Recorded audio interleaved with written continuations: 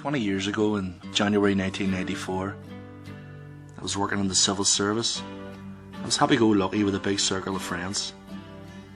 I had just come home for dinner that night when our house was taken over by gunmen in masks and my family was held hostage. We thought it was the IRA, but it ended up being the UFF. Just before the gunmen left, they shot me 6 times. You don't realise you're dying when you're dying. You're just floating away.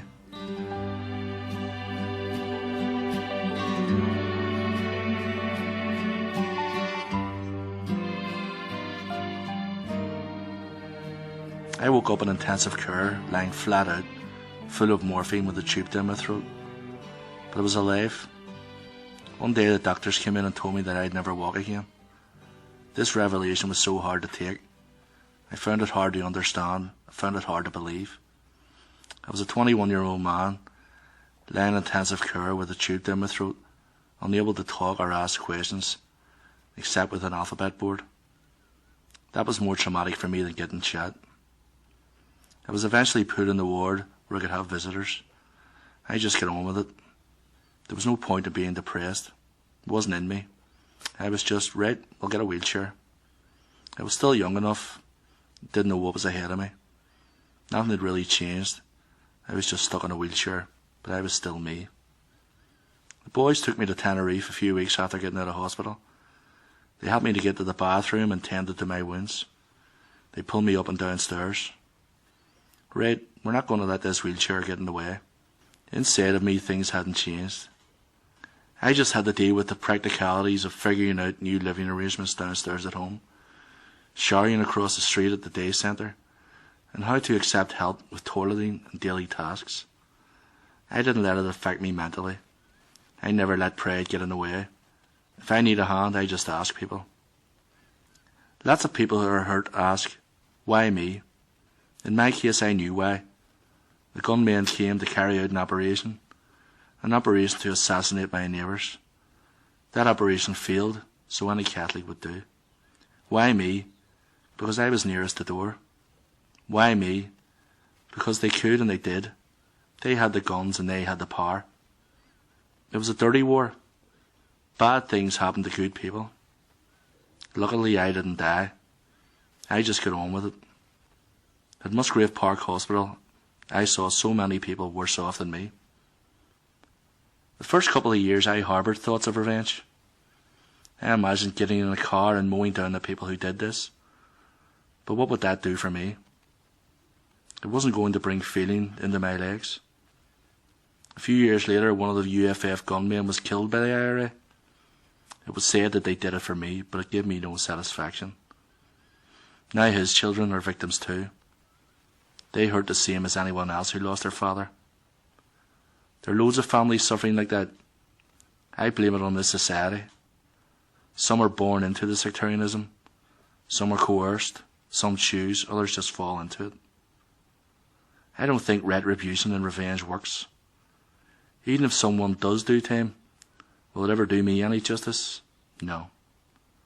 I'm trying to break the vicious circle of an eye for an eye. It's a thirst that can never be quenched. I've tried not to become bitter. It means they win. The bitterness will keep it going and going.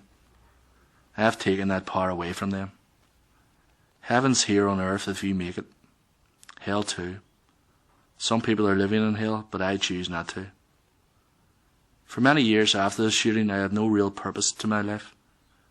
I was getting away with not doing much. I was just getting my hours in, drinking, running poker games, then running a cafe. It was a lot of crack, but I wasn't growing or becoming who I wanted to be. Then the Ames Bradley report came out, and I heard some victims screaming hysterically in the media. I started asking myself, is this who I want representing me?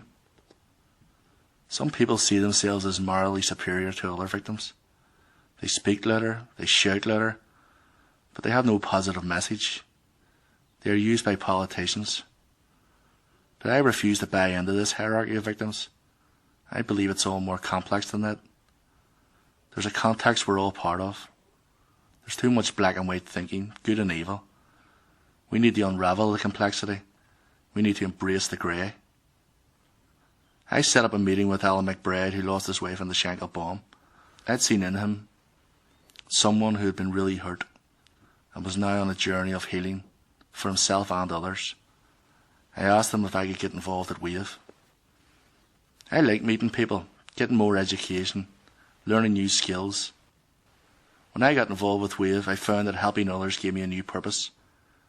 I took a grief and trauma course, went to the Open University, and I'm now studying for a degree in psychological trauma at Queen's. That's given me a great insight. It's shown me that I may have grown from the trauma. I already had the resilience and the ability to cope, but now I recognise other symptoms of growth in myself. I have a different perspective on life, death and spirituality. I can envision new possibilities and have new appreciations. I try to build on these and to promote them in others, showing them that you don't have to be stuck in a black hole, consumed by hypertension, hyperanxiety and fear. Traumatised people can be very traumatizing, and people avoid being around them. If you have the resilience, things bounce off easier. If not, the trauma can destroy you, especially if someone has lived through one trauma after another. Their underlying sense of structure or resilience is attacked. This shell becomes fragile and cracks. I know that things were easier for me because I had a close and supportive family and a wide circle of friends who protected me. The shooting was the first really bad thing that happened to me. I had a structure to deal with it. I try to be an example of hope and generosity, while at the same time understanding that others might be learning to cope with multiple layers of trauma. So many people were affected by my shooting. My whole family who witnessed it and are now my direct carers. Can they ever get the images out of their minds? My neighbours who were the intended targets, do they blame themselves? And what of the gunmen and their families? The ripple effect of violence and trauma goes on. Who knows what passes on to the next generation? I want to break that cycle. There was no law here. The law was corrupt. There's been no justice in this place, no truth. I stand against people who abuse power. But I also believe we need to give people a second chance to redeem themselves. Same for both sides. My sort of thinking doesn't get listened to by the media. The media likes to put people up against each other, but it needs to be challenged. Now there are blogs, new media, and a chance to put more nuanced views out there. You just have to keep at it. I want to challenge those who are shouting and screaming. Their self-righteous and unrighteous anger has nothing positive to offer to the future. Things happened, but what are we going to do about it now? I stand for everyone, even the people who don't want to listen. I still try to get behind their thinking, to understand them, to empathise with them, and to recognise the accident of their birth. We've all lived through centuries of fear, mistrust and hatred. I give everyone a chance. I believe in people's inherent goodness, their humanity, and I like to bring it out.